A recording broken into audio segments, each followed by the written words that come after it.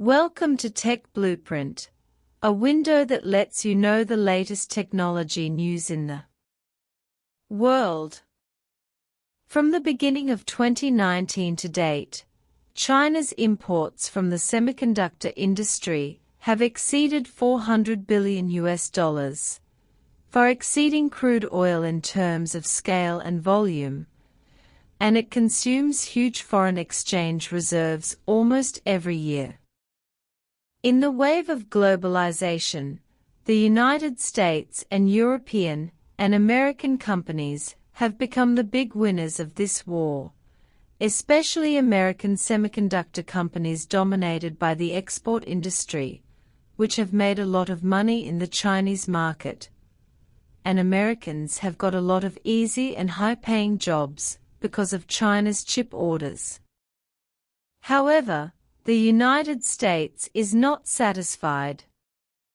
Since the 5G era, in order to consolidate its hegemony in technology, it has put pressure on Chinese companies, attempting to curb China's high-tech development by cutting off chips and decoupling. In just 4 years, the United States has added more than 1,200 Chinese companies and research institutions to the asset list in Huawei, SMIC, Harbin Institute of Technology, and Northwestern Polytechnical University. However, there is no construction without destruction. After the choke point incident in the United States brought a huge impact to domestic companies such as Huawei and SMIC, the rise of the Oriental lion has put the semiconductor industry on a dead end, but it has also awakened all the sleeping people. For China's core, there is no possibility of retreat, that is, they no longer have any psychological pressure, only fighting with their backs against the wall. After China abandoned the concept of buying and selling, and gave up the fantasy of foreign countries, China also officially began to embark on the road of independent chips. Sincerity can make a breakthrough. After a period of unremitting efforts, the domestic semiconductor industry has fully recovered from the most basic EDA tools and architectures to the most core manufacturing equipment and materials. Everyone has put down their homework and developed rapidly. The domestic chip industry chain has presented an unprecedented vibrant grand occasion. The entire domestic chip industry chain is vibrant and unprecedented. In 2022, China's total integrated circuit production capacity will be 324.19 billion, and in 2023 it will reach 351.4 billion, with an average annual growth rate of 9.6%. By 2024, China's chip production capacity has exceeded 200 billion in the first half of this year alone, an increase of 28.9% over the same period last year. Obviously, I think China's chip self-sufficiency has been greatly improved. More importantly, domestic chips can not only meet their own needs, but also go to the world, and their reputation of good quality and low price has also been established worldwide. According to the latest figures released by the General Administration of Customs, in July 2024, China's total chip exports amounted to 98.56 billion, an increase of 26.77% over the same period last year. In other words, in July, Chinese companies made an average daily profit of 3.2 billion through the export of chips. China's chip exports reached $640.91 billion in the first 7 months of 2024, up 25.8% from the same period last year.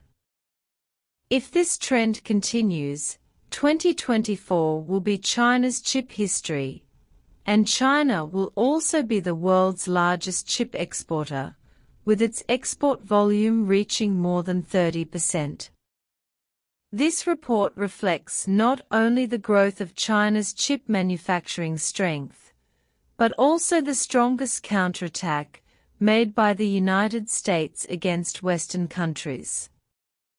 This time, the chip war, from the initial defense to the current offense, has become an integrated form of offense and defense.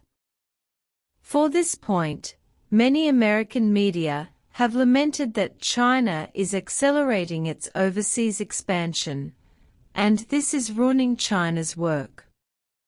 In fact, the chip giants in the United States are not having a good time in companies such as Intel, Qualcomm, and AMD. In the competition with Nvidia in the aluminum market, Intel is also facing severe inventory pressure, especially when revenue and profits are declining. It is facing tremendous pressure.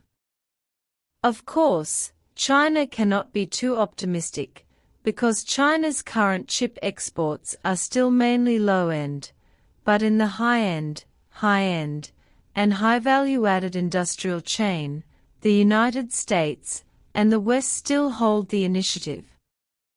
But he doesn't need to be discouraged. Chips are a high-investment, high-return industry.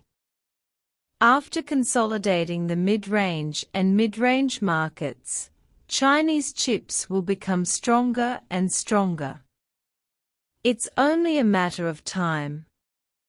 After the United States and other Western countries imposed strict technical blockades on it, Huawei still persisted in research and innovation. Last August, Huawei launched the Kirin chip that shocked the world. Now, Huawei has joined forces with domestic suppliers to overcome the technical bottleneck of the 7 nanometers process. There is no doubt that this is the key to the accelerated development of China's semiconductor industry. China has been proven not to be afraid of technological blockades. 2 Lone Stars, space station, and Chang'e flying to the moon are all achieved by Chinese scientists without the help of external forces. Chinese scientists are not good at relying on external forces, but they have made breakthrough progress. No matter how complicated the chip industry is, it is man-made, not created by God. Let the United States continue to block it. In 2 or 3 years, we will have everything.